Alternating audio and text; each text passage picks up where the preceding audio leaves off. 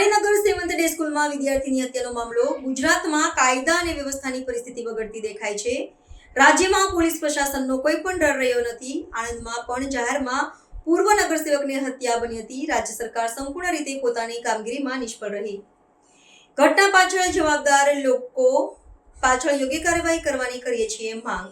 પણ થોડા દિવસમાં આપણે વિગતવાર પ્રેસ પણ કરીશું। પણ જે અમદાવાદમાં એક ખૂબ ગંભીર ઘટના બની છે કે એક સ્કૂલમાં નાની ઉંમરના બાળકની હત્યા થઈ છે। ગુજરાતમાં જે રીતે કાયદો વ્યવસ્થાની પરિસ્થિતિ છે એ દિવસે દિવસે કથળતી જાય છે।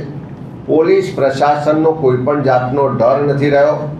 જાહેરમાં હત્યાઓ હમણાં આણંદમાં જ એક પૂર્વ નગરસેવકની પણ જાહેર હત્યા થઈ। આ સ્કૂલનો પણ બનાવ બન્યો। હમણાં જે રીતના અનેક બનાવો જે રીતે બની રહ્યા છે એ હું માનું છું કે રાજ્ય સરકાર સંપૂર્ણ રીતે આમાં નિષ્ફળ રહી છે। પોલીસ અને પ્રશાસનનો કોઈ પણ ડર નથી રહ્યો।